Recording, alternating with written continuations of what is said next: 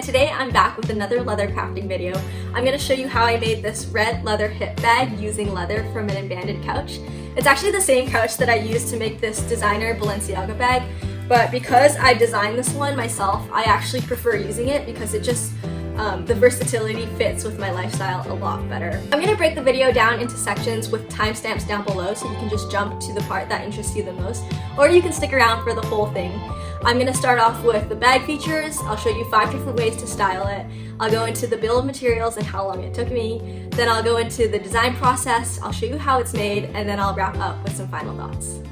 Okay, let's talk about the bag features. The first thing I want to talk about is how much this bag fits. It's pretty compact, which is just a euphemism for saying that it's small. So it just fits the essentials for me.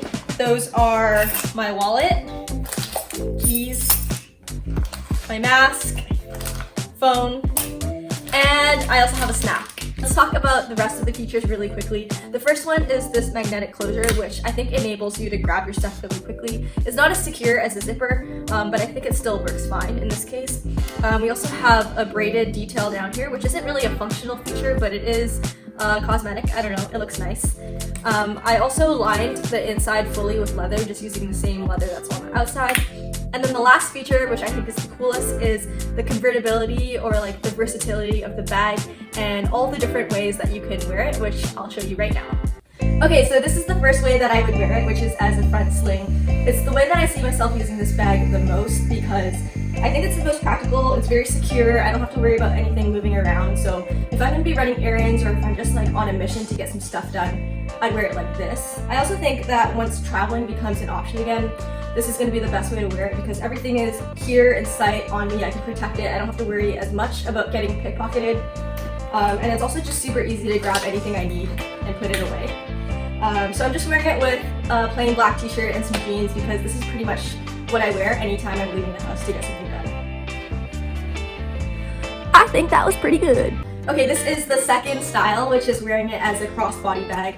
I think when it's worn like this, it looks like more of a typical purse. So I would wear it if I was going out more casually to just hang out with friends and do something where I'm not going to be moving around as much because it just comes off more easily. I can set it down, put it back on. The only con is that it does move around a little bit more, so it's not as robust as the front sling style. It doesn't look as uptight, but I guess it's also a look. Here is the third way that I would wear it, which is very similar to the first one, except now I'm slinging it over my back, which I think is a little bit more sporty. That's why I'm wearing it with my bike outfit. It's nice to just have everything tossed onto my back when I'm biking so I don't have to worry about like anything getting in the way. Okay, check out this silly little tuft of hair that I have. I used to have a bald patch right here, which was very concerning, and now it's growing back, so that's nice, but I just look like such a damn fool. Anytime I put my hair up in a ponytail, I have these stupid things here. I just look like a chicken. Okay, for the fourth style, I'm doing a complete 180 and going from sporty to dressy by converting this into a clutch. To do that, I just removed the straps and pinned the wings in the back here. I'm wearing it with one of the few dresses that I have. I just picked this one out because it has this cool like reptile leather detail. But yeah, going back to the clutch, this is how it looks. I'm honestly not really sure why people use clutches. I think it's one of the most impractical styles of bags because you literally have to hang on to it the whole time, which doesn't that defeat the purpose of having a bag? I'm actually not even sure how you're supposed to hold a clutch. I guess like you're supposed to clutch it, like, I don't know. Clutch. Here's the fifth and last way of wearing it, which is as a fanny pack. This is probably not for everyone. I'm not even sure if it's for me, but I think I would wear it like this if I were like going to a concert so I can dance and move around freely. Yeah, it's kind of nice to not have anything on my top half. Okay, I just realized that the fanny pack style is kind of good for hiking too. I tend to get sweatier on my top half, so moving the bag down to my like crotch region is kind of nice. Okay, now I'm just going to go over the bill of materials, what went into the bag, how much it cost, and how long it took me. So the first thing, obviously, is leather. Like I mentioned, I got mine for free because I took it from an abandoned couch, but if you were to pay for it, I probably used about 3 to 4 square feet of leather, which, depending on the quality of leather that you're buying, it's going to work out to $20 to $60. The next thing is D-rings. The bag that I made has 3 D-rings. I got these in bulk from Amazon and they're 10 cents each, so that works out to 30 cents. We also have some lobster claws here. These are for the strap attachment to the bag. These are 80 cents each, also from Amazon, so that works out to $1.60 for 2 on a bag. You're also going to need a slide buckle. This is just to be able to adjust the strap length. Also got this from Amazon, and this was 50 cents. I also, of course, use double-sided tape to hold everything together. I love using double-sided tape. I prefer it over glue. This is $1, and I used 1 roll.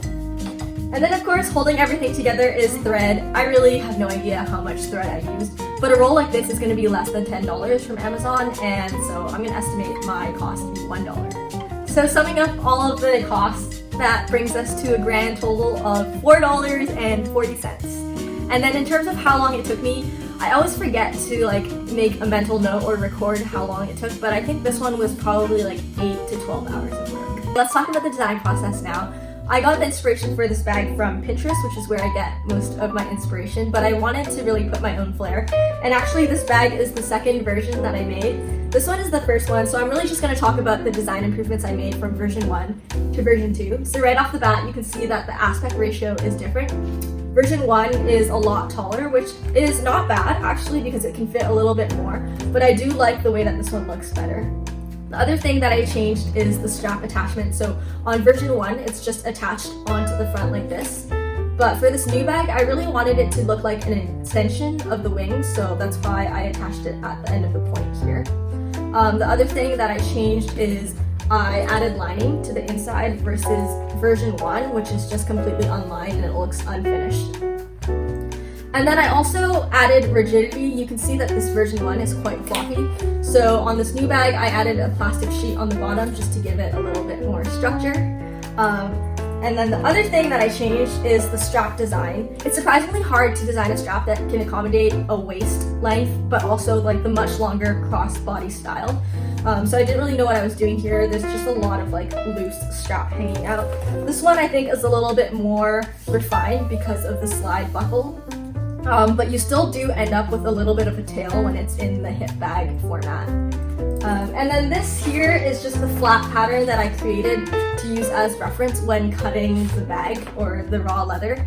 I really like this design because if you have enough of one continuous piece of leather, you can just cut it out of one piece and then it sort of just folds up and then you have your bag pretty much right away.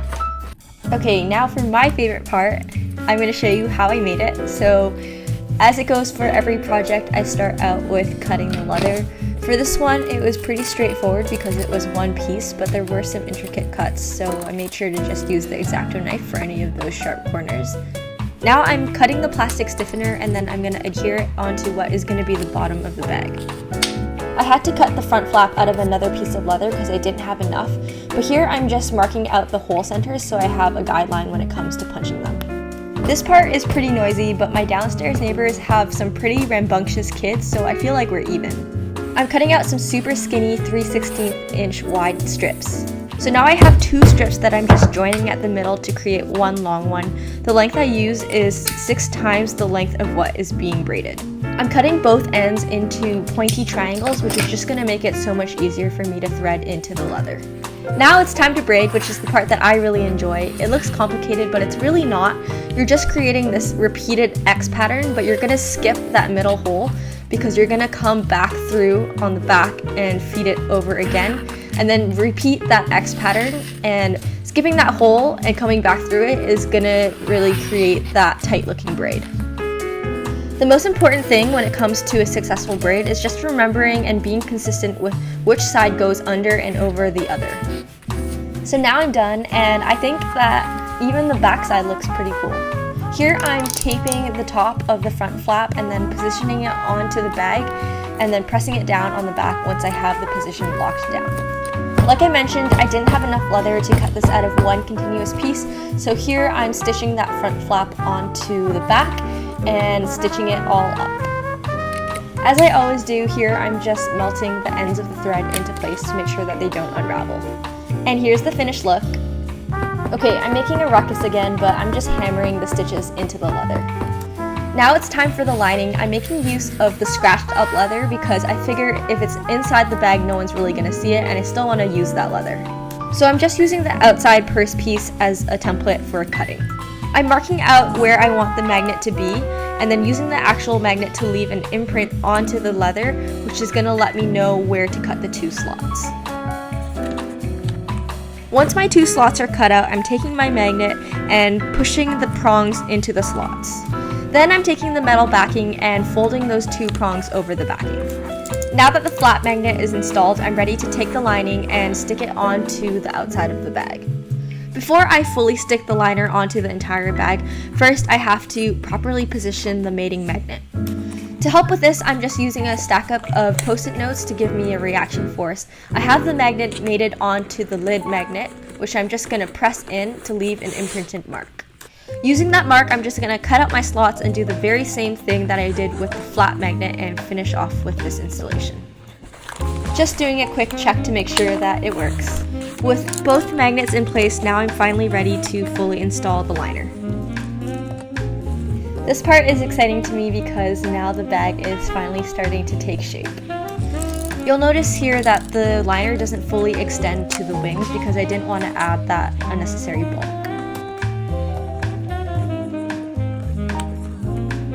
Okay, one thing I forgot to do was prick out the stitching holes for the front top edge of the bag, so I'm doing it now. Now I'm installing the D-rings by just threading through a strip of leather and sticking it to itself. That strap now gets sandwiched between the flappy wings of the bag. Here I'm using my wing divider to mark out the stitching line along the perimeter of the flap, which means, yep, you guessed it, more hammering. Lots of hammering. And now we're ready to stitch. Here's my focused stitching face. I really enjoy stitching as long as it's not stitching long straps.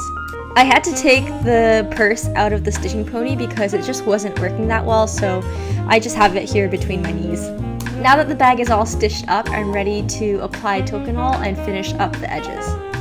I did this part over a few hours and days just to give myself a break, and I even brought it to the park to finish up.